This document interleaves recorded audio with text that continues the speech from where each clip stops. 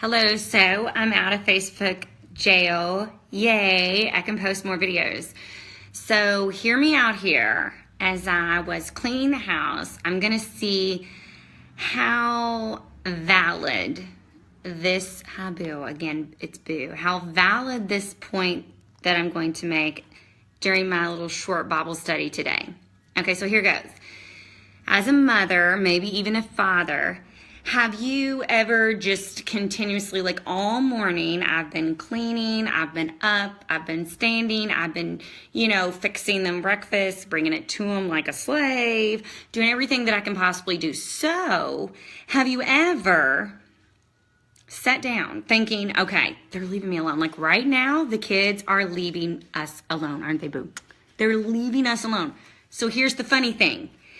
Whenever you decide as a mother or father to sit down, what happens? Yes, someone, I guarantee it, is going to come in here in the next couple of seconds and start yelling because they're hurt or they're mad or they're fighting or something.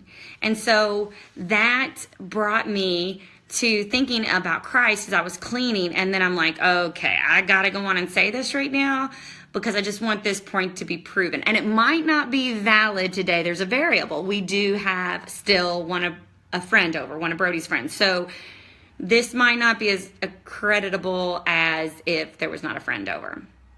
Because as soon as I say something, they're going to prove me wrong and no one's going to come in here. So I do want you to know there is a friend over right now.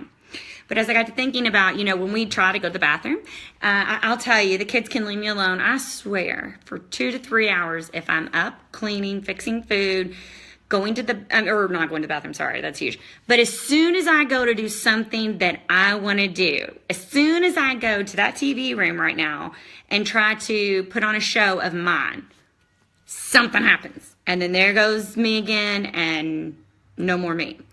So I know you're probably like, what the heck does this have to deal with God? Well, I got to thinking, and, a lot of times we wonder why stuff happens in our lives. The car accident of mine, or just you get sick, your family member gets ill, someone passes away, or something happens in your life. So here goes. God kind of said, think about it. God said, I don't change. I never change. God feels the same way as mothers and fathers and I guess grandparents or whatever. I'm not there yet. God feels that same way. God feels like we are just like kids. We go and we play and we do what we want to do and we're having a good time until somebody gets sick, somebody gets hurt, somebody gets cancer. We can't pay our bills. We lose a friend or a loved one. That is when we go running into God and go, God, help me. Okay. Well, I have some scriptures about that I want to read because he revealed to me, you know what? I'm just like you, Tara. Well, he's not just like me, trust me. But he says, I feel the same way. I am exhausted from reaching out to you. He says this, Hebrews 13:8. Jesus Christ is the same yesterday, today, and forever. God doesn't change. Well, we're the ones that are going out, having our own fun, sinning, drinking, cussing, doing all those things, committing adultery, all the things that feel good and that are fun.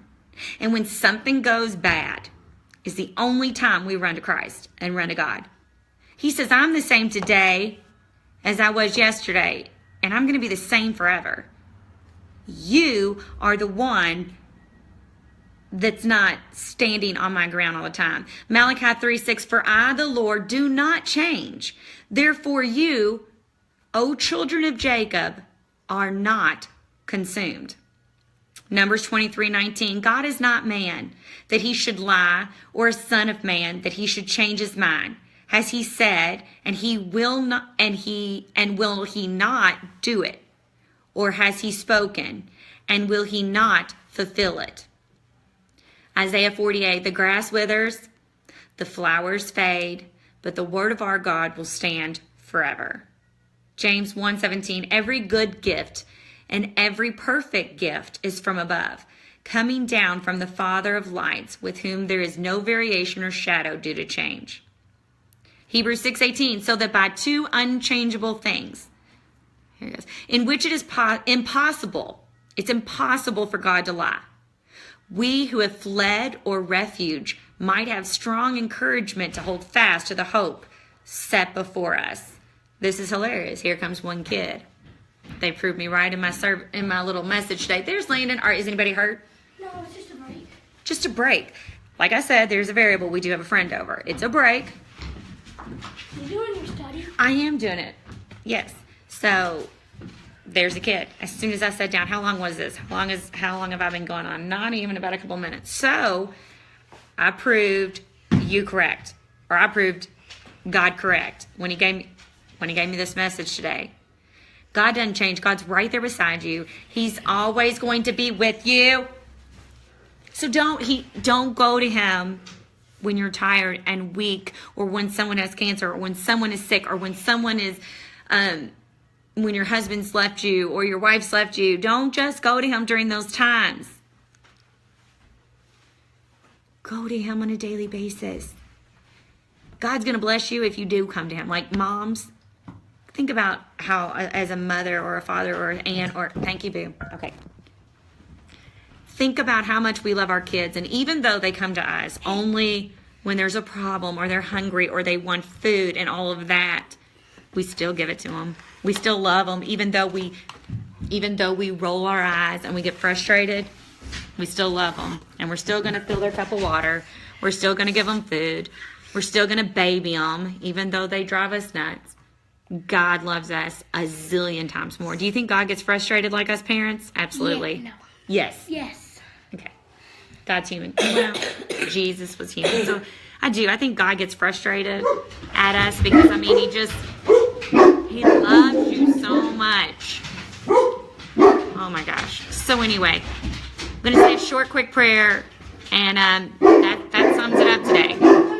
If you've ever been a mother, aunt, father, dad, you go to the bathroom and you can't go in private. All right, dear God, I just thank you for the chaos. I thank you that as soon as I sit down, everything goes crazy. And that, God, that you revealed that to me today, and that you proved your point very, very clear. As soon as I sit down, God, is when things go awry, and when the kids need me more than anything in this world. And God, I just pray that I don't just go to you during those times. I pray that I don't come to you when I need you, but God, when I can love you and I can praise you and I can thank you for this house, for this dogs, for this crazy life, God, I pray that I am more grateful and appreciative for what I have, and God, and not focus on what I don't have, God. Lord, I thank you. It is Saturday, and God, I thank you that for just a few short minutes of alone time. Lord, I love you and I praise you, and God, just give us a wonderful day together as a family, and help me not to lose my cool. In the name of Jesus.